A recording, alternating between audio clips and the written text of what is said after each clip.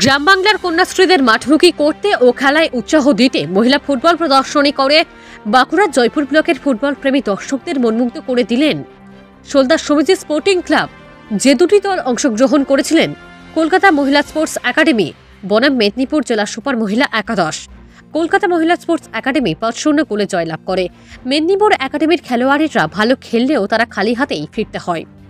এই দুটি দলেতেই রাজ্য ও জাতীয় স্তরের খেলোয়াড়েরা এই খেলায় অংশগ্রহণ করেছিলেন। এই খেলায় প্রধান অতিথি হিসেবে উপস্থিত ছিলেন জয়পুর থানার এসআই কৃষ্ণপ্রসাদ মান্ডি সহ একাধিক বিশিষ্ট ব্যক্তিরা। কথাই বলে যে রাধে সে চুলো বাঁধে, মেয়েরাও যে কোনো অংশে পিছিয়ে নেই তা প্রমাণ করে গেল বাঁকুড়ার জয়পুর সোলদার মাঠে। মাঠভর্তি দর্শকদের উপস্থিতিতে দুটি দলই খুব সুন্দর খেলা দেখালেন ফুটবল প্রেমী দর্শকদের। দুটি দলেই অংশগ্রহণকারীদের মধ্যে অনেকে স্কুল কলেজে পড়াশোনা করেন। এবছরে অনেক মহিলা ফুটবলারেরা মাধ্যমিক ও উচ্চ মাধ্যমিক দিতে চলেছে, তাও আবার উৎসাহ প্রচুর। একদিকে পড়াশোনার চাপ, অন্যদিকে সমান্তরালভাবে চালিয়ে যাচ্ছেন। আবার কোনো মহিলা ফুটবলার বিবাহ বন্ধনে আবদ্ধ হয়েছে। সংসার ধর্ম করলেও তাদের খেলাতে কোনো খামতি নেই। দুই পায়ের জাদু দেখিয়ে নজর কাড়লেন সকলের। এই খেলোয়াড়েরা রাজ্যের বিভিন্ন জেলায় খেলে এসেছেন। কি বলছেন সোলদার সমিতি স্পোর্টিং ক্লাবের সভাপতি ও কলকাতা স্পোর্টস একাডেমির জাতীয় স্তরের খেলোয়াড়? 6 বছর।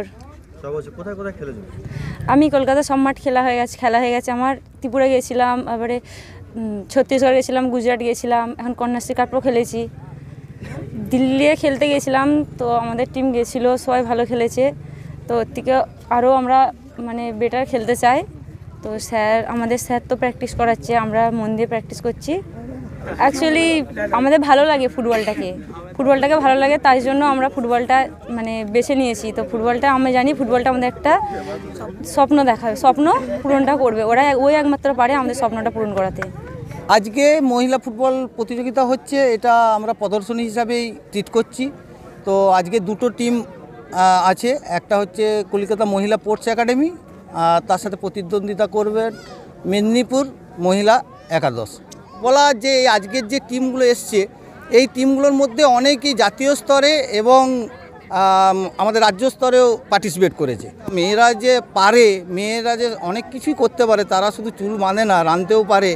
এই যে ব্যাপারটা, এইটা আমাদের ভাবধারার থেকে আমরা এই জায়গাটার থেকে এই খেলাটায় ম্যানেজ করতে পেরেছি। এই কথা বলবো যে তোমাদের শরীর স্বাস্থ্য সবল রাখতে বা তোমাদের দেহ ঠিকঠাক মতো রাখতে তোমরা গ্রাউন্ডে এসো। ফুটবল খেলা কেন, যে কোনো অ্যাথলেটিক্সের মধ্যেও তোমাদের শরীরচর্চাটা যেটা করার দরকার, সেই শরীরচর্চাটা করো, সুস্বাস্থ্যভাবেই থাকবে। আমার নাম হচ্ছে সুদীপ কুমার সামন্ত।